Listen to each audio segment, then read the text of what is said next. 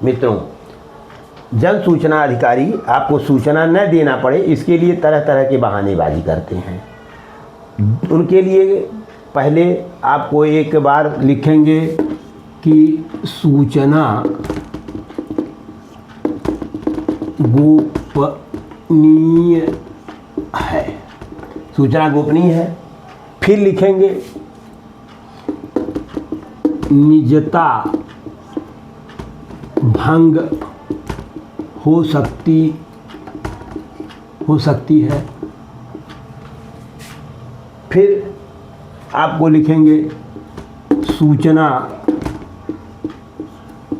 तृतीय पक्ष से संबंधित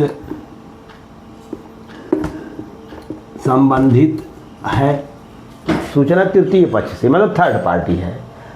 इसके बाद अब अगर आपको कहीं आ गया तो फिर लिख देते हैं कि धारा 8(1)J के तहत देय नहीं है।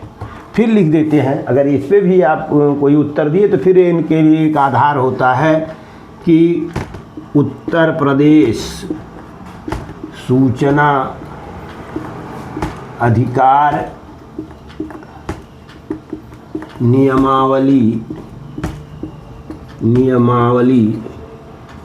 2015 की धारा 4(2)ख के आधार पर देय नहीं है। मैं तरह तरह की बहानेबाजी करते हैं। अब जैसे सूचना गोपनीयता के बारे में सूचना अधिकार अधिनियम में दिया गया क्या क्या सूचना गोपनीय है। अब अगर आप किसी कर्मचारी की उसकी शैक्षिक योग्यता मांगते हैं तो वो गोपनीय नहीं है, क्योंकि वह किसी कार्यालय में है, उसके नियोक्ता के कार्यालय में है, वहाँ से प्राप्त हो जाएगी। ये नहीं होती। निजता, अब आपने किसी के जो है कार्यालय के CCTV फुटेज मांगा तो वो निजता नहीं है, लेकिन आधार ऐसे बना देते हैं। फिर तृतीय पक्ष थर्ड पार्टी, जैसे आपने किसी के अंक पत्र को मांग लिया, मार्कशीट मांग लिया, नियुक्ति पत्र मांग लिया, तो ये उनका जो है न तो निजी अभिलेख से व्यक्तिगत और न थर्ड पार्टी है। यह नियोक्ता के कार्यालय में है, नियुक्ति प्राधिकारी को सूचना देना चाहिए। लेकिन इस पर लगा के अड़ंगेबाजी कि वो निजता है, तृतीय पक्ष से नहीं दिए हैं। फिर आप आइए, अक्सर जन सूचना अधिकारी और प्रथम अपीली अधिकारी यही लिख देते हैं कि धारा 8(1)J के तहत दे नहीं है। धारा 8(1)J ये है कि जो सूचना संसद या राज्य विधानमंडल से को मांगने पर देने से इनकार न किया गया हो, वो किसी व्यक्ति को देने से इनकार नहीं किया जा सकता। तो इस आधार पे जब सूचना आप जो भी मांगेंगे, अगर विधानसभा या लोकसभा मांगती है, संसद मांगती है, तो इनको देना पड़ेगा।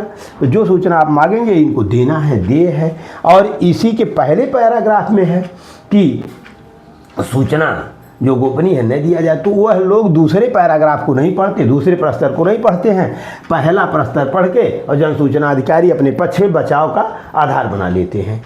और जब आप यही राज्य सूचना आयोग में या प्रथम अपीली अधिकारी के समक्ष भेजेंगे कि सूचना का अधिकार अधिनियम 2005 की धारा 8(1)J हिंदी में इयां के द्वितीय पैरा में है कि कोई सूचना जो संसद या राज्य विधानमंडल को मांगने पर देने से इनकार न किया गया हो, वो किसी व्यक्ति को देने से मना नहीं किया जा सकता, तो इसके तहत देय है। अब आइए उत्तर प्रदेश सूचना अधिकार नियमावली 2015 की धारा 8(2)ख के बारे में देखते हैं क्या है।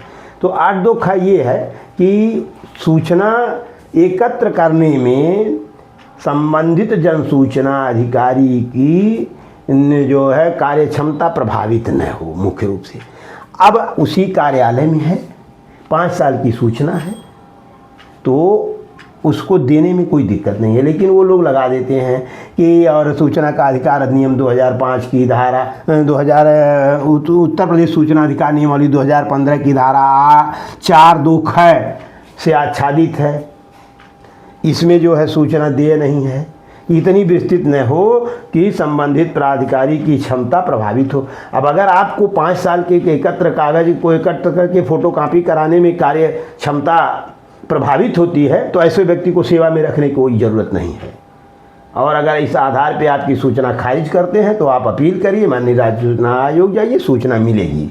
अगले एपिसोड में फिर हम आपको इसके आगे बताएंगे कि कैसे क्या किया जाए, अगली सूचना कैसे प्राप्त किया जाए, या सूचना मांगने में क्या क्या व्यवधान आता है, व्यवधान को कैसे बाधा को जो है व्यवधान को बाधा को लांघ कर अपने लक्ष्य तक हम कैसे पहुँचे।